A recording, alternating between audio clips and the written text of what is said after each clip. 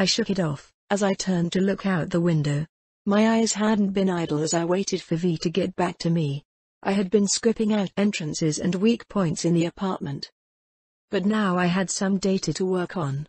Arasuka's counter-intel file on the guy was a lot more dense than anything Hiromi had.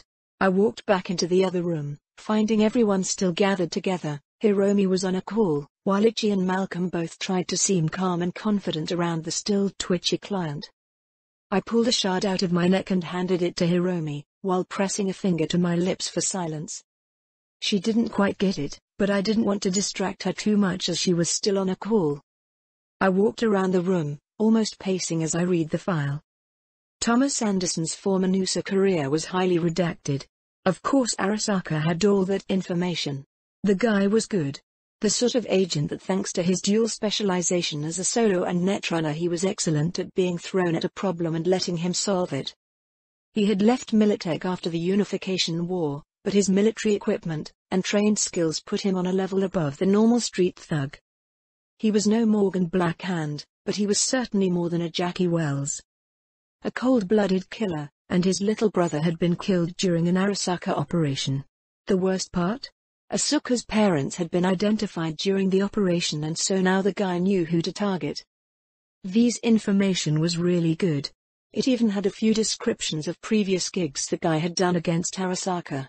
His standard procedure, as much as a wild merc had such things. He liked to go for the kill with netrunning, while using guns and other weapons to put people into position to hack them. But he also had a mix of NUSA chrome and training in close combat. I sighed. This was going to be a mess. I pulled away from the file and looked around. If I was this guy, how would I catch my target? Well, I would probably just get a powered sniper rifle and figure out what floor and window is the right one, maybe hack in and use that to aim and just snipe them from a while other building. That was thankfully unlikely. The apartment had big windows, but there weren't a lot of sniper posts you could use across the way. Plus Thomas wasn't a trained sniper. No, more likely he would just rely on his netrunning. When you had a skeleton key, it was a temptation to use it for every lock. Something I had realized about myself as well. So I put myself into his boots. What would I do? Come in through the window? He probably has access to an AV, it wouldn't be hard to know the exact windows and come busting in. But no. That was the sort of shit a movie character would do. Just like coming in through vents, that shit never works in real life. So instead I looked towards the most obvious entrance. The front door. It wouldn't even slow a netrunner of his level down. The defenses would probably be subverted if he had any talent. So I would have to do something about the HMG turrets. I could shut them down completely, but that meant when he did show up he might actually realize there was a netrunner on the defense. No. If I was going to take this guy out, there was only one skill I had that would do the job. Okay, I have a plan. I called out to my chums that were mostly trying to get the client on board. Asuka still wasn't fully behind us protecting her, even if she was desperate. I of course just ignored that. I was here to save her life, whether she wanted it or not.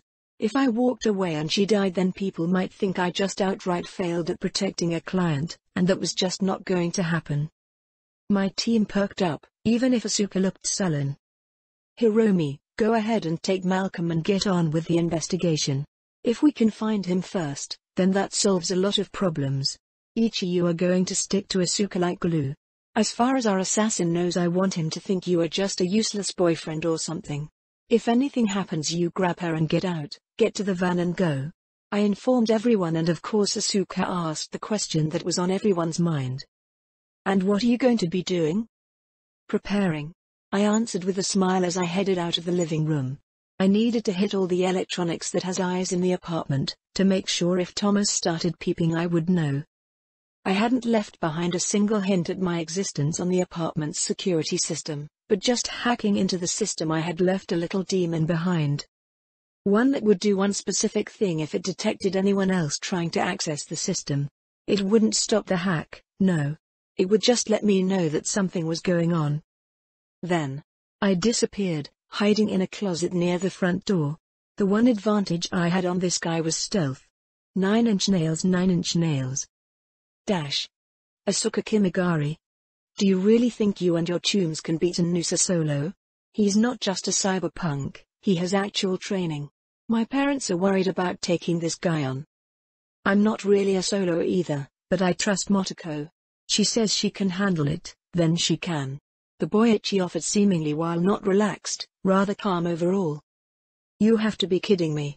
Asuka moaned into her hands as she bent over. They were currently hanging out in her father's office. One of the rooms that didn't have an HMG looking over it. Apparently the girl was absolutely sure the assassin would be able to take them over. What had her parents paid so much money for if the turrets could just be controlled like this? She should have known it was a terrible idea. They were Militech turrets after all. The assassin probably has backdoor passwords right into them. Hey, I was about to say try and relax, but that's dumb. I get how crazy this all seems. You were right, it is dumb. She snapped, but sighed. At least Hiromi was gone, leaving the cute merc behind. Now if only this wasn't a life or death situation, and instead she was hanging out at some high-end club or something. The image of the pair of boy mercs serving her hand and foot wasn't a bad thought to idle on for a minute. Until she remembered the serious purple-haired girl was still in the apartment. Somewhere. She hadn't seen her in a while, but Ikenos had gotten messages from her from time to time. Checking in, telling them to go somewhere else in the apartment. It's why she was forced to sit here on the couch in her father's office instead of out in the living room watching TV or something. So, is it a landmine to ask why your parents aren't doing something? The boy asked, and Asuka glared. His question heavily damaged his cute levels. They are. But both of my parents are on a job right now. They aren't even in the city. It's why I'm here hiding in the apartment. They tried to get a location in Arasaka Tower to secure me until they got back, but were denied. She said, a little pissed. Of course their manager didn't want a kid hanging around even if the situation was this bad. Fucker. Sorry. He spoke after a few moments, sounding contrite. It's fine. Arasaka bullshit is something I'm used to. At least you have Hiromi, she pulled us in to help. Yeah. Asuka muttered, not willing to get into it with one of Hiromi's chums. They weren't close. Hiromi had only jumped at an opportunity and Asuka had been too desperate to refuse. Now she was stuck with a group of teenage mercs trying to save her against an actual Militech assassin. Great. And she wasn't even able to watch the TV or something because her parents had thought it was a good idea to put an HMG turret next to the entertainment system. And the worst part? Asuka still wasn't sure that the assassin would go after her. Or go after her today. Sure, the guy wanted revenge. Sure, her parents had gotten a message from him this morning. But he could just wait a month and then bomb her on her way to school or something. This was so dumb. He probably isn't even coming. She muttered aloud. Maybe not, but if he is, we are trying to keep you safe. Ikenos offered with a smile. Okay, fine. He could have a few cute points back. She just had the thought when it happened. Ikenos jerked in the seat, and instantly moved to grab her. Quiet. He hissed before she could even start snapping at him for grabbing her, but her throat went dry as she realized that it was time. His golden eyes told her what had happened. She was pulled from the couch, Ikenos tugging her hurriedly as he drew his pistol and ran her over to the door. Then they went silent. Wah. Shh. Just wait. He whispered as quietly as he could, his eyes still gold. She shook off his hand for a moment and grabbed her own gun. The shotgun was one her dad had taught her to use in case of any home attack. Ikenos nodded but continued resting against the door, looking at it, like he was waiting for a K. The sudden sound of gunshots had him throw open the door.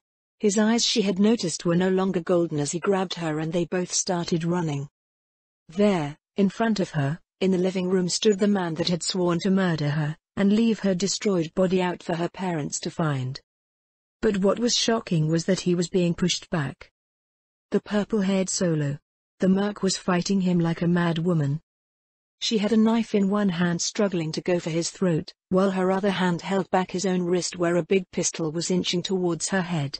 Inches from each of their deaths. Both of them were struggling on the couch. The girl must have hit him just as he was walking in front of it, and he had fallen over onto it. Asuka recognized her chance. Ichi, she started, raising up her shotgun.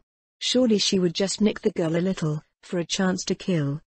She instantly jumped.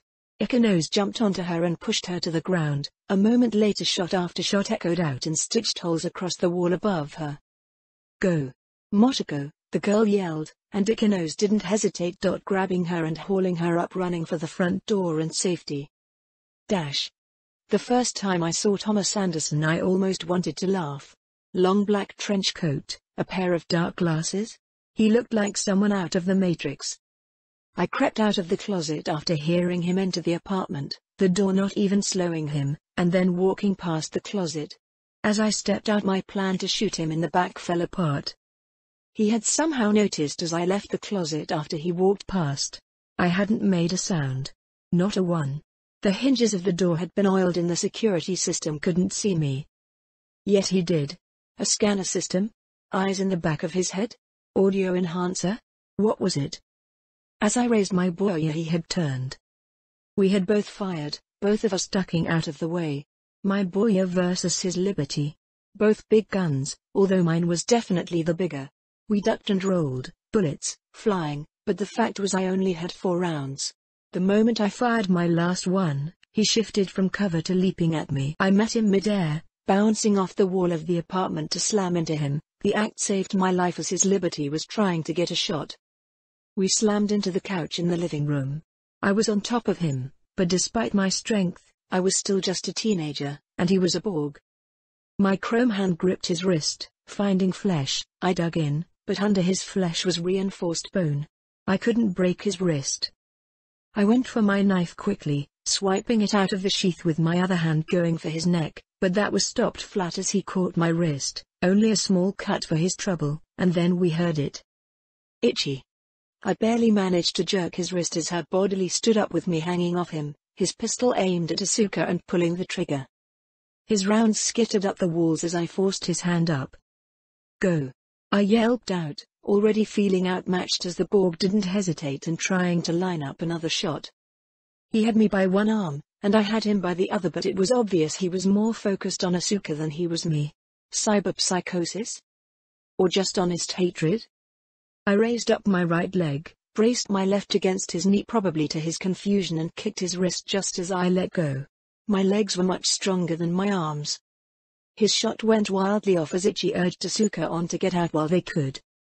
The second I kicked, I used my newly freed hand to quick-draw my Lexington. I aimed it at his head and fired, but he had noticed, and the hand holding my knife surged forward, knocking my left arm into my right, sending a skittering of bullets across the room and shattering the large windows along the apartment.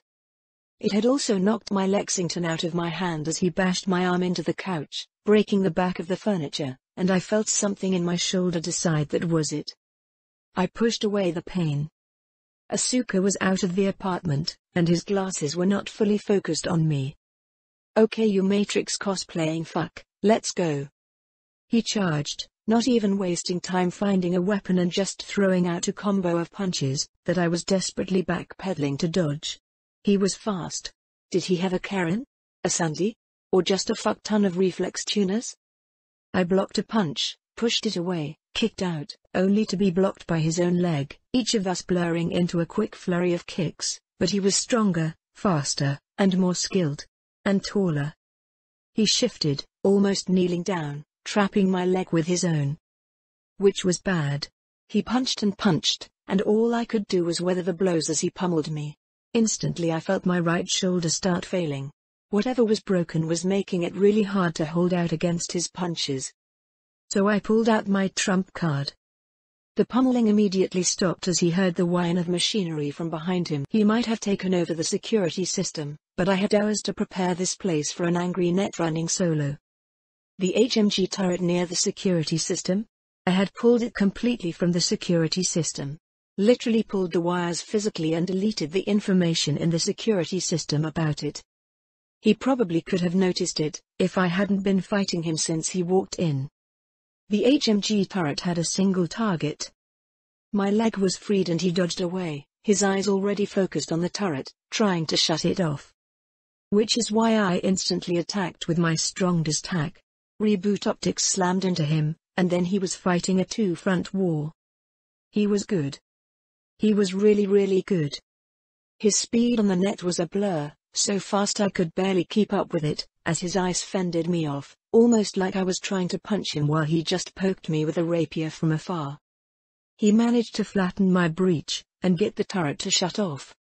I was breathless as we both stood staring at each other. I spit the blood flowing out of my nose as he reached up and adjusted his trench coat. So this is what it was like fighting a real professional without June to back me up. Not bad, kid. Not bad, old man, I agreed. Then we moved, his right arm opening up into a mantis blade, as he charged, and I pulled out a grenade and tossed it into his face. I leapt back, aiming for cover. The entertainment system was one of the inset ones like we had. It was the best cover in the apartment I could reach. He didn't care. His other hand burst out and palm strike the grenade away from it, sending it flying right out the now broken window. Fuck. I rolled as I aborted my dive into the inlet and instead faced him. I was down to just my fists, and he had already proven he was my superior there. Can't let you kill her, I spoke, deciding that diplomacy might be my only chance. He just shook his head. The girl is dead, she just doesn't know it yet. So are her parents. She's just a kid. She didn't do anything to you, I argued, but he didn't even register it. It's a shame, you have some real talent for a kid, he stated, and then the battle resumed. He charged me, I jumped, leaping over the couches in the apartment and trying to rush for the door, but as I reached the front entrance I instantly turned around and leapt back. The deafening sound of the HMG turret opening fire blowing holes in the walls of the apartment, but missing me. I rolled painfully on my right arm, and got up just in time for Thomas to reach me. There was no escaping him. At least not without taking something. But unlike a normal gonk teenager, I wasn't afraid of a little stabbing between friends. He was thrusting his mantis blade, trying to skewer me down. Using my right arm I reached out and clamped onto the innards of his mantis blade. Even with my busted shoulder I pulled him in. Uncaring that he had pushed his blade into my chest. No, I dug him in even deeper, bringing his entire body right into range. Then I rabbit punched him in the throat with everything I had in my left arm. He gagged, flinching back, but I went with him as I was clamped onto the innards of his arm. I went to punch again, but he deflected the punch with his free arm and spun me. I screamed. I couldn't help it. The feel of the blade sliding a bit sideways into me was excruciating. It weakened my grip, unable to hold the blade down, and he ripped it back out. In a blur he spun and kicked. I couldn't dodge, couldn't block, taking the size 12 boot straight to the stomach as he launched me away, and then the apartment disappeared. He had kicked me out of the window, out into the open sky of Night City. Ringing. Ringing. Ringing. Ringing. I jerked awake, at the noise, confused and in quite a bit of pain. Then I realized what was going on. I blinked away the blood from my optics and looked around. I remembered. Falling.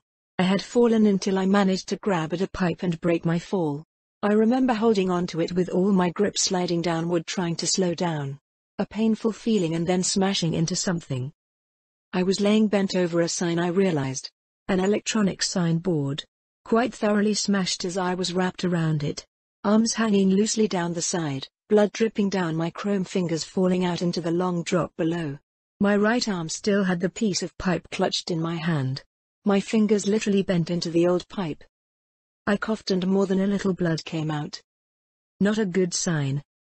I moved my arm and was able to get to the pouch on my other shoulder with a little fumbling. The Mac stop pressed into my mouth and suddenly I went from pretty weak to feeling at least kinda alive. Considering I was stable and was going to need a few minutes, I decided to go ahead and just answer the damn ringing in my head. Yeah? Oh, thank God. Motoko.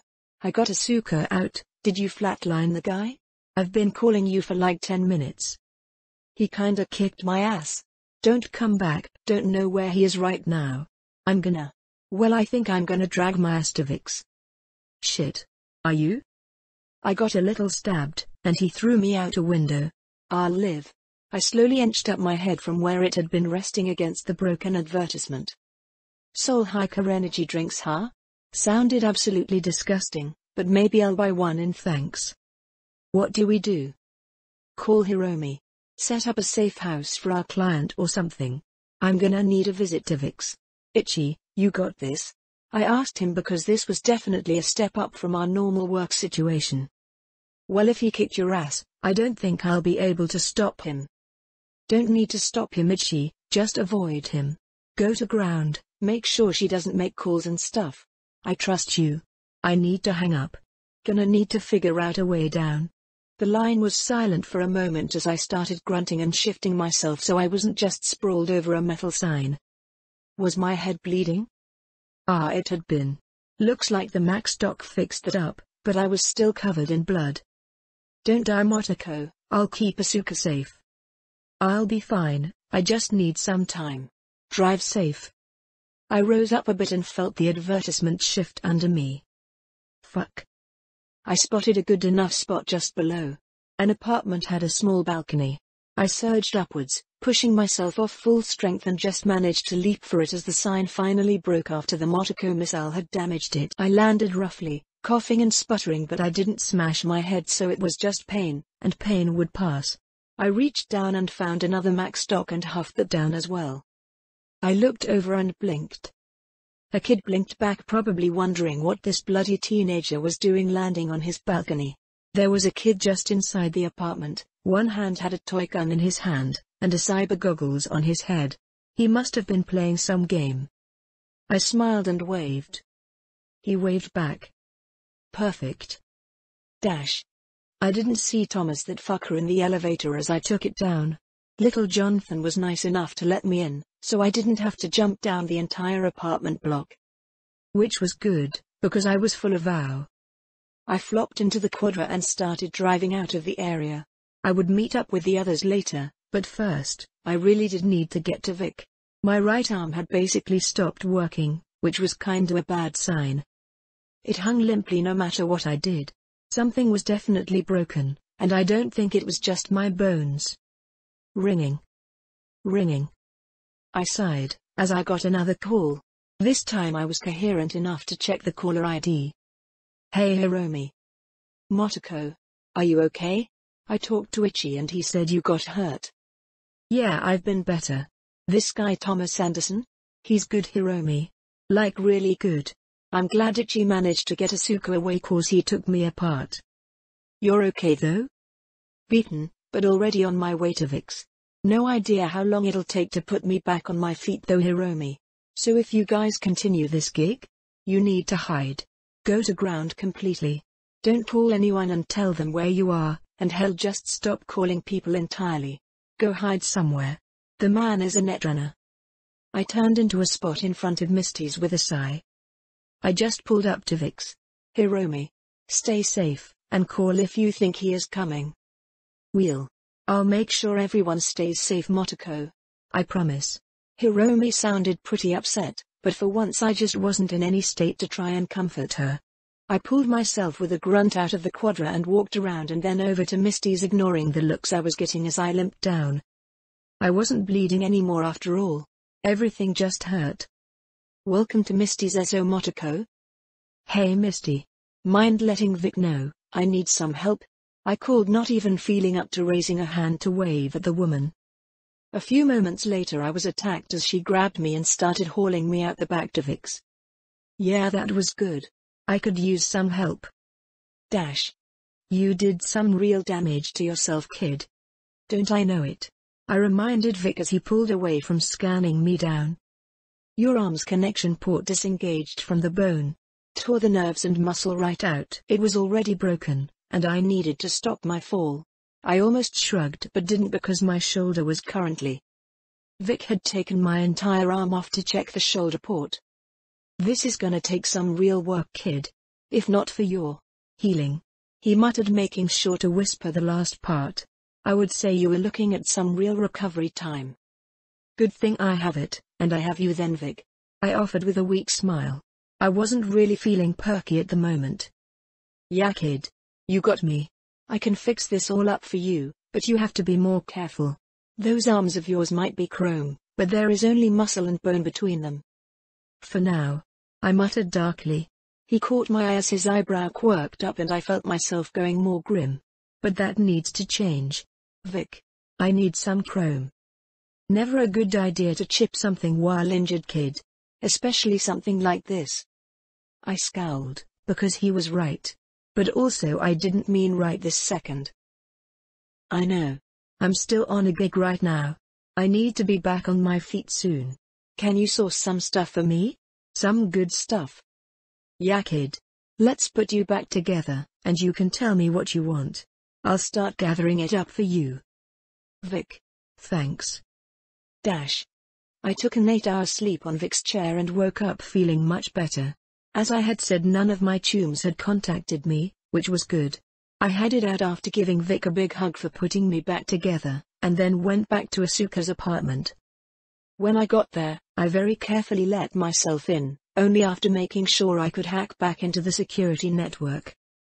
Like I expected, the moment I was in, I found a demon had been left behind.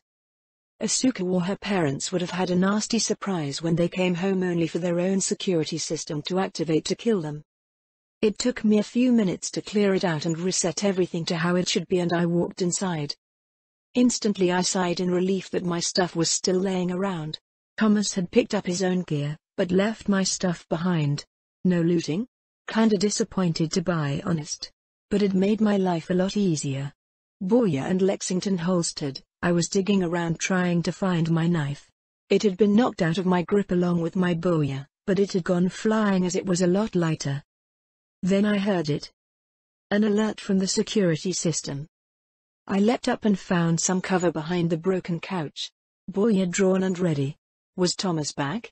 If he was, I doubt I was ready, but I would give him another fight. I instantly lowered my weapon when I saw who it was. A woman in Araska gear stepping in, her Novaki checking every corner as she entered. I lowered myself down, so I wouldn't be easy to shoot, and called out. Friendly. Don. I flinched as a half-dozen rounds blurred through the air above me. Don't shoot. I'm a friendly.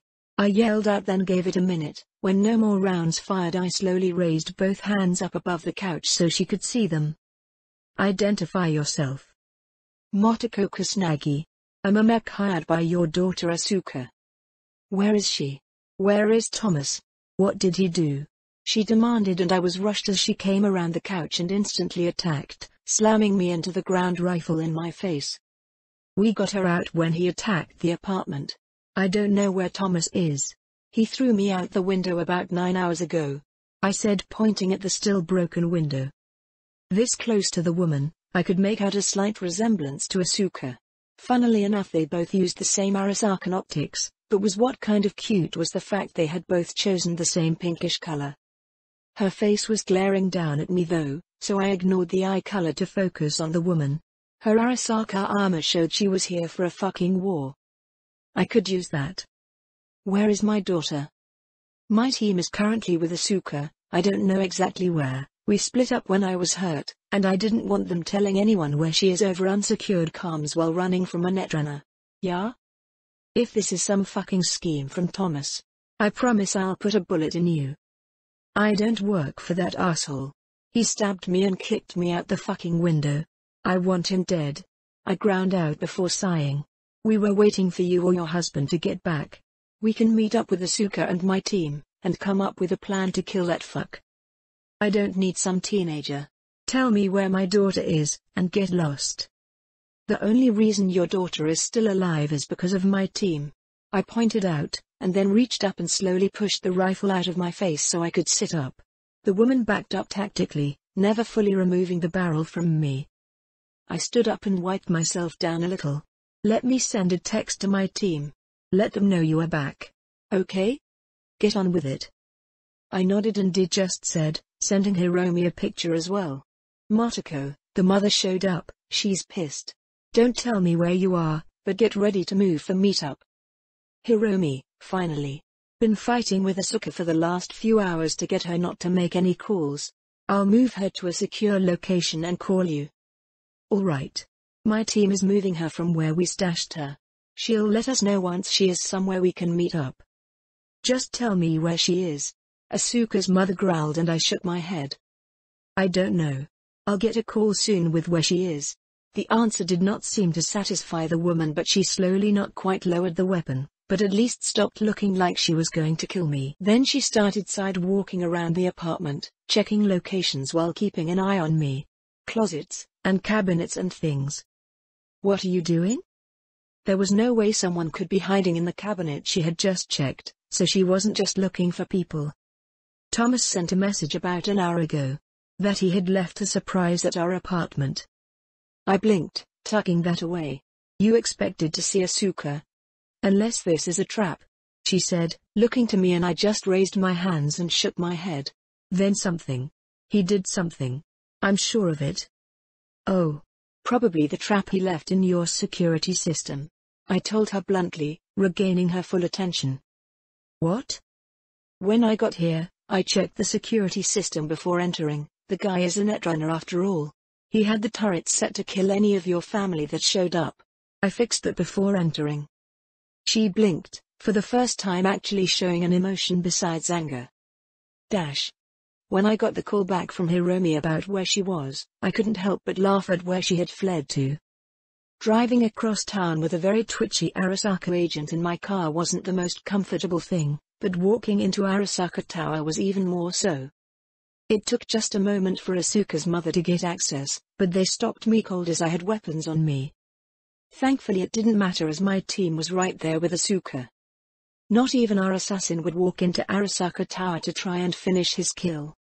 Mom.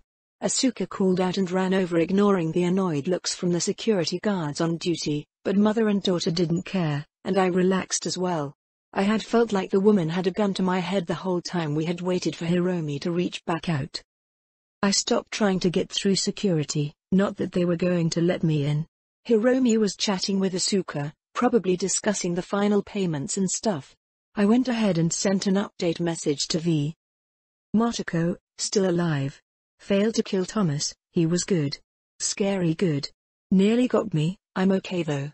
Asuka is alive and fine, and meeting up with her mom in the lobby of the Arasaka building. Sorry I couldn't kill him to hype you up.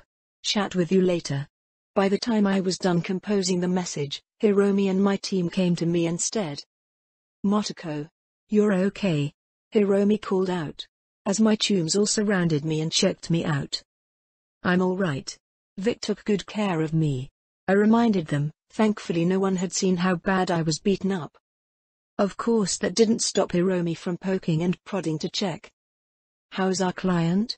I asked, mostly to distract her. Seeing the teenager hugging her mother tightly was nice, not something you see in Night City much. Nervous, but probably feeling a lot safer now. Ichi said, and I watched his shoulders slump. You had us worried there, boss. Try not to pull something like that again, yeah? Not knowing if you had died, and I just ran off? The gig was to protect the client. But yeah, I muttered. I couldn't help but try to keep everyone else out of trouble while I fought, but maybe having Ichi bring his gun to bear. Have Asuka help. Maybe we would have won instead of merely keeping the gig going. I could have died. I took a deep breath and let it out. I had a lot of ways to keep myself alive. A lot of tricks and things with the system, but I really needed to stop taking on risks. Thomas Anderson was out of my league. Going solo against a Borg, like him? I should have known that was dumb. Sure, if my stealth had worked I could have taken him out, but it hadn't, because of course a solo like that would have some ways to keep an eye on the area around him. That was the point. The difference between street thugs and professionals. Talent, skills, equipment.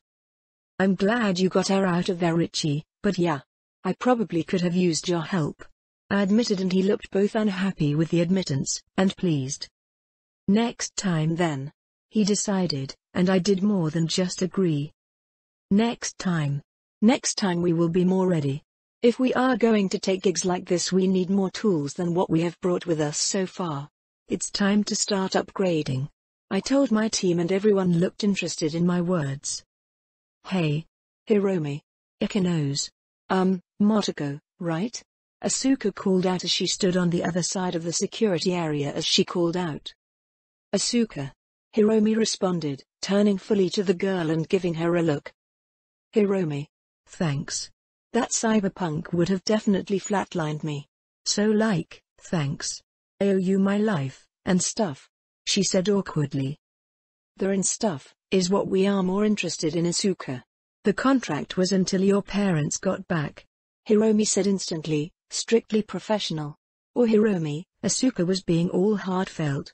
At least smile and give her a hug. Right. Yeah, here. She offered, and I could see both girls' eyes going blue as Hiromi was transferred credits. Asuka. I'm glad you're okay, Hiromi offered, sounding honest. Now you are nice? Hiromi. Don't forget Section 9 for any future bodyguard or information gathering requirements. Hiromi literally snuck in a slogan as well. I snorted, and face-palmed, unable to resist. That's our corpo, all right. With that, the gig was over. Asuka hurried back to her mother that brought her deeper into the tower, and Section 9 walked out of the front of the Raska Tower. Glad we are out of there, I muttered. Yeah, tell me about it. Gives me the creeps. Ichi and Malcolm both comment, earning a huff from Hiromi. There is nothing wrong with Arasaka Tower. Stepping into the front makes me feel like I'm about to charge into the tower to try and blow it up or something, I muttered, being honest with my tunes. What? That's kinda cool. You can't. Hiromi squawked and leapt at me, trying to throttle me. Okay. It's just how it makes me feel. Not something I plan on doing. You better not. With Hiromi's little overreaction, I stilled and looked to my tunes. So, after gig party? Yeah. Malcolm called out instantly, nearly jumping into the air. This gig sucked, let's party. That's because all you did was follow Hiromi around. Motoko and I are the ones that actually faced the Borg. No way, I'm glad I didn't face this Super Borg. He took out Motoko, Malcolm said, pointing to me, and I just huffed. I was still irritated that I had been beaten so easily. Sure, I wasn't like Maine, all 7.5 feet of chrome and death, but I had thought I could at least hold my own, but Thomas Anderson had taken me apart. I would need to grind some more. I needed better equipment, better stats, and better chrome. What was it again? I muttered as I threw my arms behind my head, following my tunes as we all sauntered down the sidewalk to our cars. High time I chromed the fuck up.